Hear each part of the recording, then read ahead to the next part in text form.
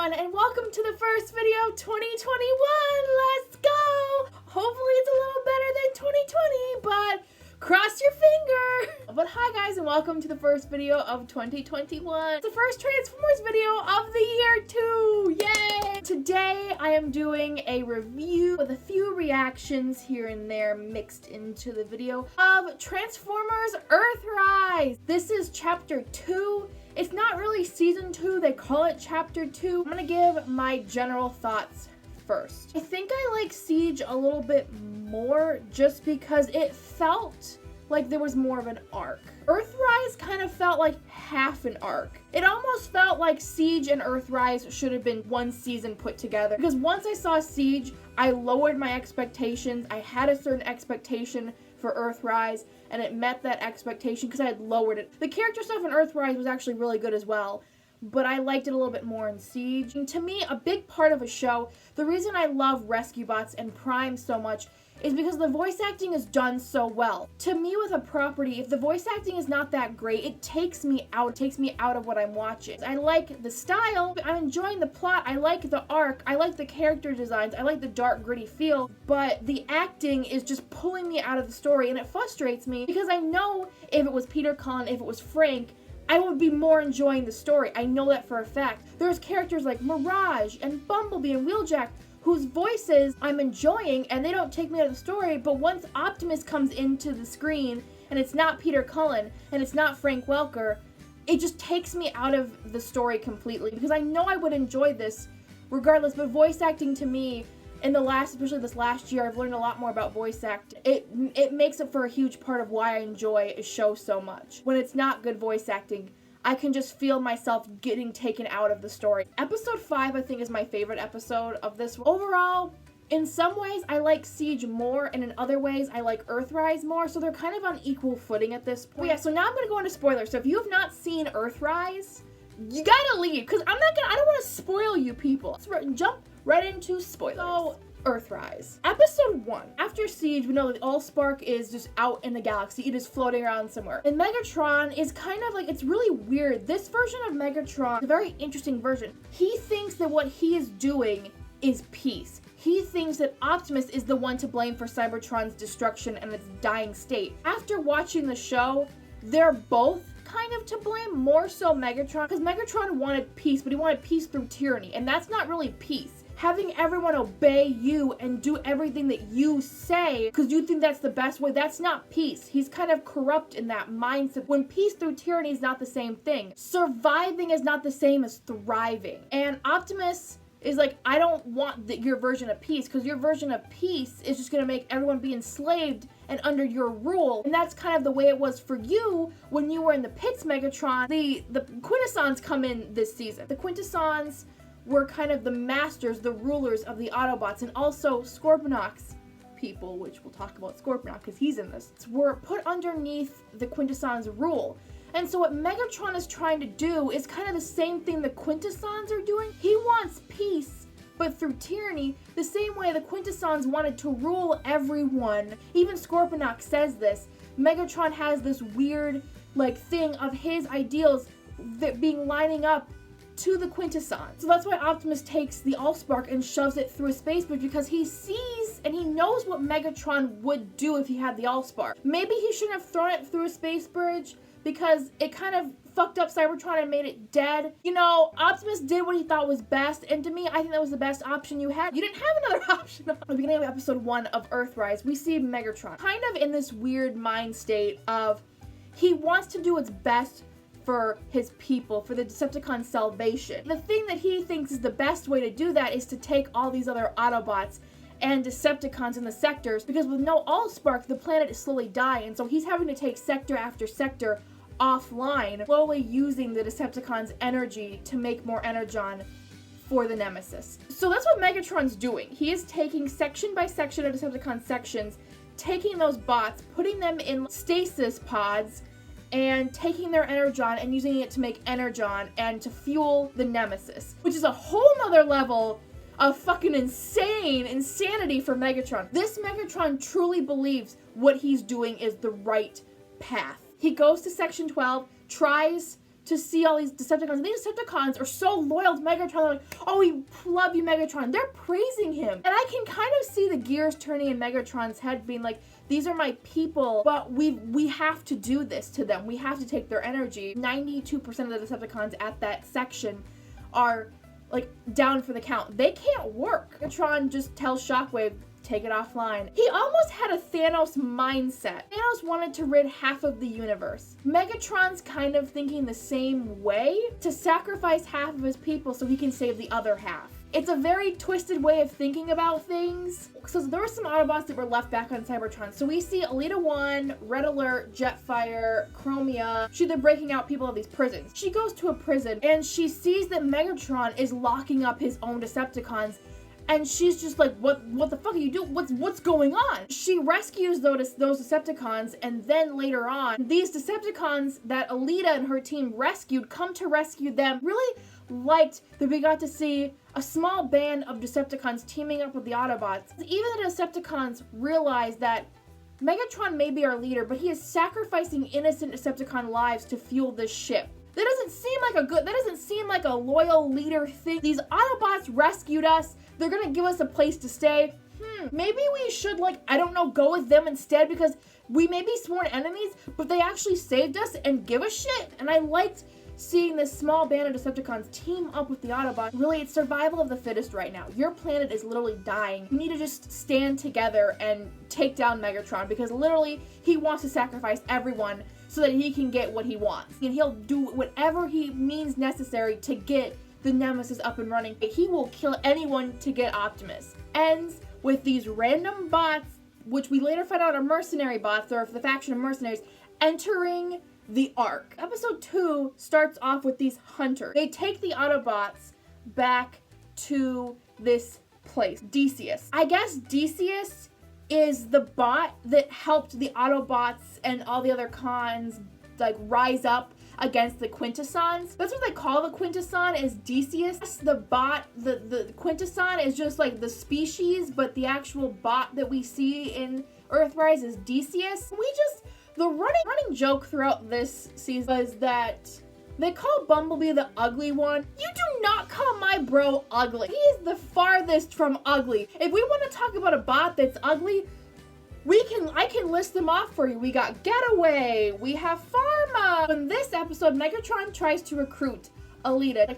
We have the same ideas. And Alita spews the line of, we may have the same ideas, but we don't have the same ideals. And that is very true. Megatron might want peace and the Allspark back on Cybertron, Cybertron healed. Your actions of taking innocent Decepticons, killing them to fuel this ship, and how you wanted everyone to be turned into a Decepticon slaved under you, speaking louder and telling louder than what your actual words could do. You may agree on the same thing, but the way you're going about it is not the way that she wants. That's why she doesn't join you. The Quintesson thing cuts off Decius' face and all the other faces, so it's just one face left. They're not gonna pay these mercenaries. So the mercenaries are very pissed off. They decide, you know what? Fuck you, we're gonna help the Autobots. The mercenaries come back, but like, to me, okay, I get the Quintesson. The Quintessons have a big plot in the show, but I feel like the mercenaries just were kind of an extra added in thing. I feel like they didn't need to be added in there. They were cool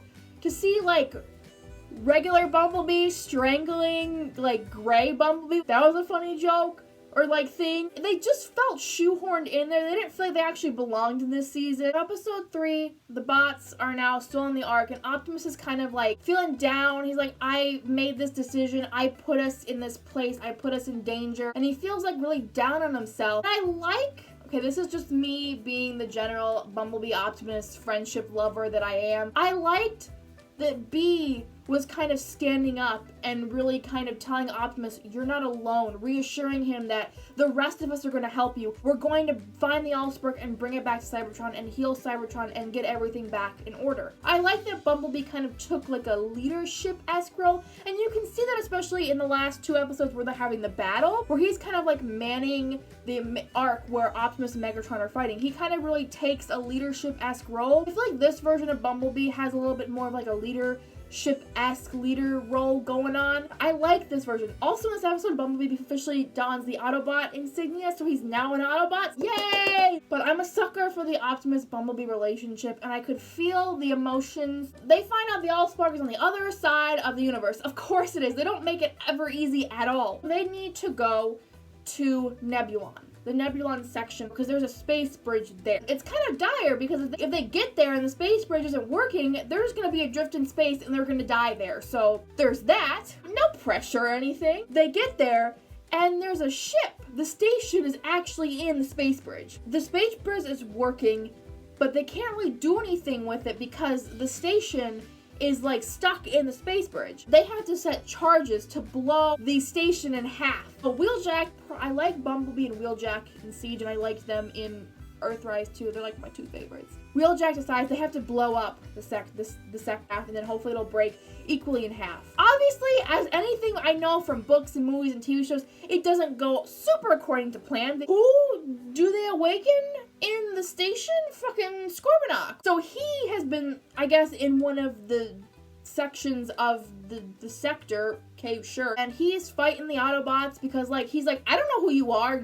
I don't know what you are. He calls them infection. So they took over Scorponok's species, and he's the last one left. He lost a lot of his family because Megatron finds them on the ship. Megatron's there, and Optimus and Megatron are fighting. Megatron spews some lines, and Scorponok is like, wait, that sounds vaguely familiar to what the Quintessons are saying. I don't like you. And he starts attacking the Decepticons. I mean, I was not gonna lie, I was kind of enjoying that. I'm not gonna lie, you know, what you're spewing is not really that different from the Quintessons. Just putting that out there before the Decepticons get there. But I enjoyed it. I thought it was pretty damn funny because Optimus is known for writing things. I can't believe I'm gonna say this. Before the Decepticons get there, Optimus is going up against Scorponok being like, I got this. And his version of I got this is take a rope and fucking ride Scorponok like he's Grimlock. Okay, sure, whatever. Alright, he does that. What are you up to, Optimus? Are you gonna ride him? Oh my god. Oh my god. Why does Optimus always get to ride all of the giant robots? He decides, you know what, I'm gonna ride on Scorponok, both in G1 it seems and in the movies, and now he rides Scorponok. What's he gonna ride next? What is he gonna ride next? What are you gonna top next? Is he gonna fucking ride Omega Supreme? I believe he's already done that maybe. What next? Is it gonna be Optimus riding Optimus? Like, I don't know. So he throws a bomb at Scorponok. As soon as he does that, Megatron is gonna tackle him. And so the explosion goes off. He finds Megatron with a giant rod sticking through his chest. That scene where Megatron is blaming Optimus, and Megatron's like, just admit it, and Optimus is like, I was wrong. And here's where the show kind of took a turn that I kind of really like, because you all know I am biased because I love Optimus so much. In a way, they're both wrong. They both want peace. I think Megatron's way of going about it and trying to enslave everyone, do whatever's necessary to get peace, is not necessarily peace, really, at the end of the day. Optimus throwing the Allspark and draining the Autobots' resources in Siege to keep fighting back Megatron. On one hand, some people would be like, just give up. You're outmatched, you're outnumbered. But on the other hand, what would be a life of just scraping by, just surviving? There's a difference between scraping by and surviving than just living and thriving. And Optimus was like, I don't want to be a slave. I don't want to be enslaved and have some peace. I want peace for everyone. The only option he had really is to throw the Allspark. I know it doomed their planet. I mean, maybe their planet can be saved. I don't know. And I'm sure if we were all in his shoes, we wouldn't really see any other choice either. So I get Optimus admitting he was wrong, because maybe he was wrong. They both are. Both the leader of the Autobots and the leader of the Decepticons are both interesting characters because they both have their own flaws. Optimus is too helpful. He wants to help everyone out, that sometimes you can just like screw him over. The same thing with like Megatron. Megatron, his tyranny, his vision can screw him over and his people over. They both have their faults. And I like that we get to see both of what's going inside their heads. And that kind of leads me into talking about Optimus's headspace and what we see from him in episode 5, which I think is probably my favorite episode, because it really dives more into Optimus's head. A little bit more, not a whole lot, but I like we got. From episode 4, the Autobots are back on their ship and they're about to leave. The thing is about to blow. He shoots the Ark, but like the Ark is not dead. The Ark ends up in dead space, which is where Skylynx is banished by Alpha Trion. Episode 5, we see like a flashback of Alpha Trion with the Matrix. And Alpha Trion is next, he's going to try to pick the next prime. Skylynx is being kind of like an asshole and arrogant. He's like, I want the power, give me the Matrix, I deserve it. And Alpha Trion's like, you don't get it. It's not about power, glory, it's about being a good leader. And so Alpha Trion banishes him to the dead universe, and then that's where the Ark is. They ended up in the dead universe. And then the Decepticons enter into the dead universe. And then Galvatron shows up. And I'm like, oh, it's about to get real. So really the dead universe was a way for Skylynx to learn about himself. Because you're trapped in this place and all you have with you is your mind, your thoughts. So Alpha Trion really put him in the dead universe so that Skylynx can really take a look at himself and really see that I was arrogant. I just wanted power. I need to look through my mind and my thoughts and like redeem myself. He needed to challenge himself. He needed to grow, and that's what Alpha Trion wanted him to do.